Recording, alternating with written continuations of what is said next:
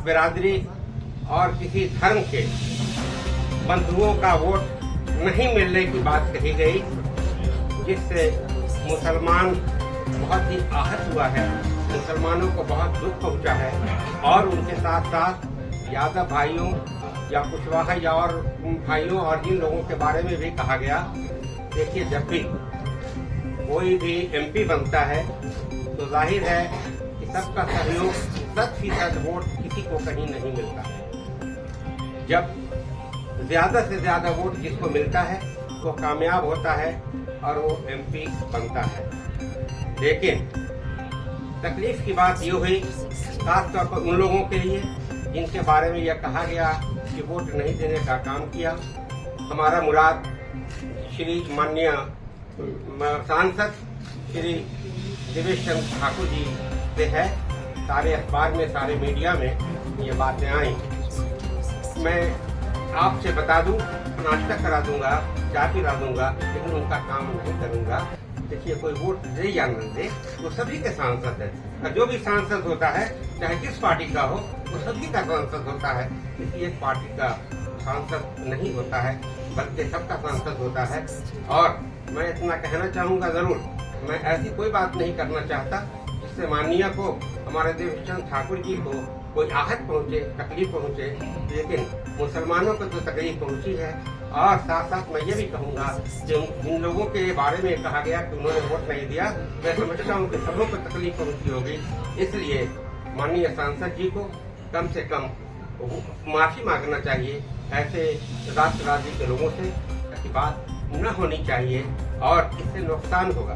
नीतीश जी जो चाहते हैं वो नहीं पूरा हो पाएगा। और मैं समझता हूँ कि इतने कम दिनों में हम लोगों ने जो काम किया, इतने वोट मिले। और मैं ये कहता हूँ कि अभी असेंबली को वक्त है। अगर हम लोग इस तरह से दौरा करते रहे तो आज ज्यादा से ज्यादा 25-30% वोट मिला, कम से कम 5% मिला। मैं समझता हूँ इस तरह से हम लोग दौरा करते रहेंगे तो जेडीयू को नीतीश जी की वजह से, उनके कामों को बताने की वजह से, मुसलमानों को या जनता को बताने की वजह से मैं समझता हूँ 70-80% वोट जरूर मिलेगा जेडीयू को। मैं ये आशा करता हूँ।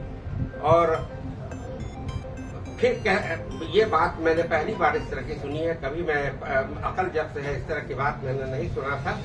बहरहाल ये चूक हो गई होगी, मैं समझता हूँ। असर विधानसभा में दिखेगा क्या? इस बयान का असर विधानसभा में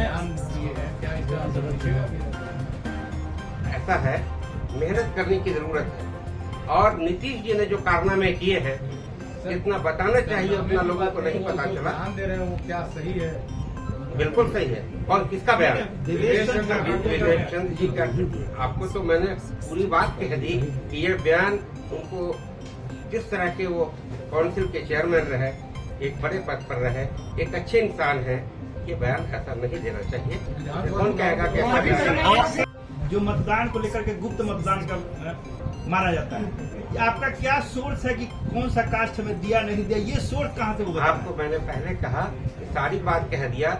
इतना नहीं कहना चाहता हूँ कि उनको आहत पहुंचे, तकलीफ हो। हमें तकलीफ पहुंची है और उनको तकलीफ पहुंची है, मुसलमान के साथ साथ, जिनके बारे में कहा गया कि उन्होंने हमें वोट नहीं दिया है और जब आएंगे तो नाश्ता पानी करा देंगे, उनका काम नहीं करेंगे। उनको तकलीफ पहुंची है, इसलिए मैंने कहा कि ये माफी मांग लेना चाहिए। माननीय सर ये अपना पर्सनल है, पार्टी का तो स्वीकार करेंगे कि 2025 में इसका कहीं न कहीं खामियाजा जदयू को भुगतना पड़ेगा? मानते हैं? देखिए, ऐसा है, 25 को वक्त है। इसका खामियाजा क्या? जब ये बातें आ रही हैं हर जगह, ये गलती हुई है, इसको वो स्वीकार, कोई आदमी अपनी गलती को स्वीकार कर लेता है तो उसका खामियाजा नहीं होगा। आप नीतीश कुमार को लेकर चैनलों पर भी बयान दे रहे हैं। जब ये बयान आ गया वरिष्ठ लोगों का, आज हमने विजय चौधरी जी का भी बयान पढ़ा है और शायद मैंने देखा नहीं है किसी ने कहा कि त्यागी जी का भी बयान आया है। ये उनका अपना इंडिविजुअल है, इसलिए मैं नहीं समझता हूँ कि पार्टी पर इस पर कोई बुरा असर पड़ेगा। आप लालू को पार्टी के बारे में बोला जा रहा है। मामला इस्तीफा देने का नहीं है।